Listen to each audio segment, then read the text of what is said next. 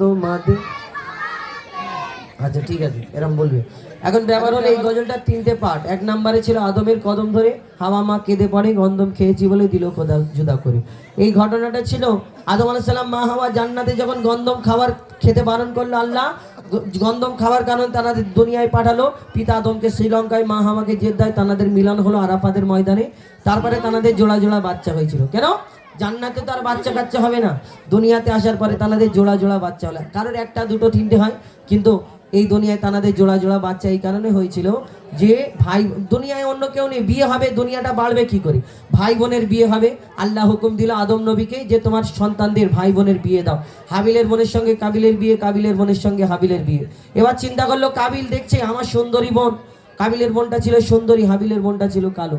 কাবিল চিন্তা করলো আমার সুন্দরী বোন আমি ওকে দিয়ে দেবো, আর ওর কালো মতো বোন আমি কেন নেবো? এখন তো আবার সিস্টেম অন চেঞ্জ, কালো হলে 2 লাখ 3 লাখ টাকা নগদা দিতে হয় না? আবার দাম বেড়ে যায়, বাইক টাইক দিতে হয়। কিন্তু সেই সময় এরকম ব্যাপার। তো কাবিল চিন্তা করলো আমার সুন্দরী বোন। আবার আদম নবী আল্লাহকে বললো আল্লাহ এবার কি হবে? আল্লাহ হুকুম দিল যে ওই তোমার সন্তানদের কুরবানি করার হুকুম দাও, যার কুরবানি কবুল হবে সে সুন্দরী পাবে। তো হাবিলের কুরবানি কবুল হয়ে গেল, অনেক ঘটনা। কিন্তু এই হাবিল কাবিল প্রশ্ন করে বলো তোমরা আমাদের বাপ মা, তোমরা আমাদের জন্ম দিয়েছো, তোমরা আমাদের লালন পালন করেছো, কিন্তু তোমাদের কে জন্ম দিয়েছে, কে দুধ পান করিয়েছে, কে লালন পালন করেছে? কি উত্তর দেবে? কবি ছন্দের মাধ্যমে অতি মূল্যবান কথায় লিখছে, দেখুন। হাবিল কাবিল প্রশ্ন করে হাওয়া আদমকে তোমরা মোদের বাপ মা, তোমাদের মা বাপকে।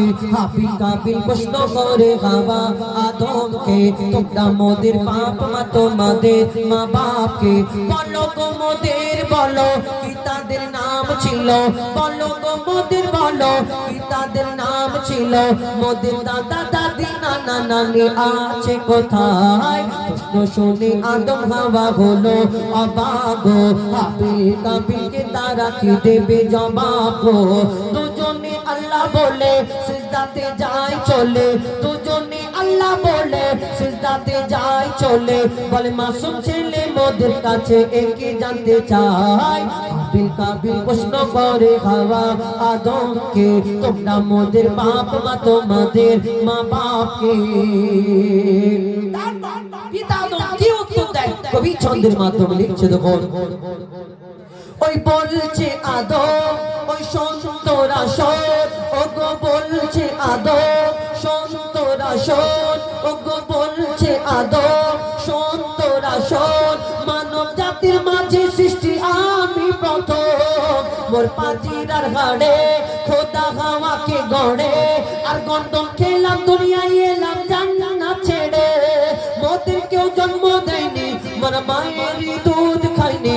মোদের কেউ জন্ম দেয়নি, মোর মায়েরই দুধ খাইনি। পাইনি মোরা মা বাপের ভালোবাসা, মোদের নেই বাপ মা, মোরা এতিম দুজনা। মা বাপ কি মোদের জানা হলো না?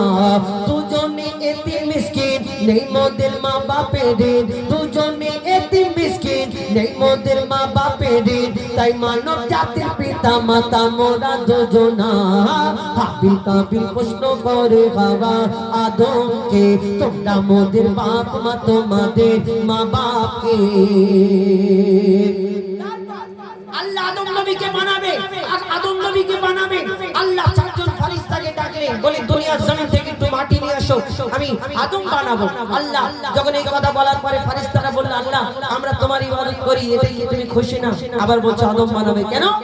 আল্লাহ আদম নবী বানানোর আগে জিনেদের দুনিয়া বানালো।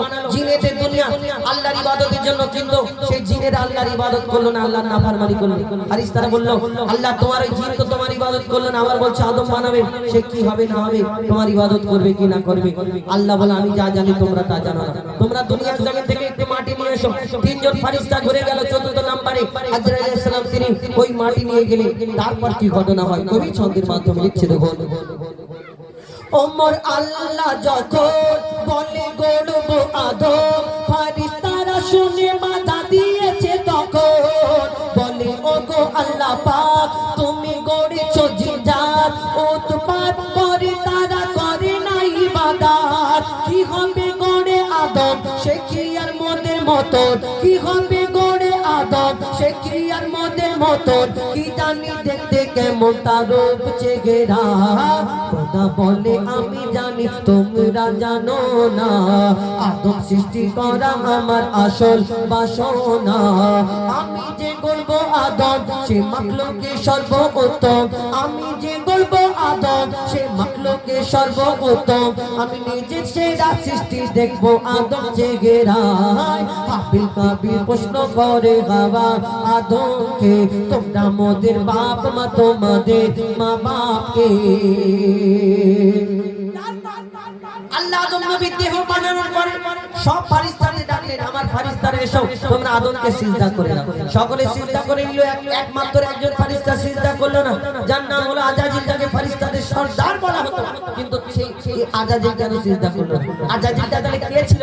আজাজিল ছিল সেই যে জিনেদের দুনিয়া ধ্বংস করা হলো, আল্লাহ ধ্বংস করতে বলল, তাদের মধ্যে সবাই মরে গেল, একমাত্র একটা ছোট্ট বাচ্চা বেঁচে রয়ে গেল। এই বাচ্চাটা ইবাদত করতে করতে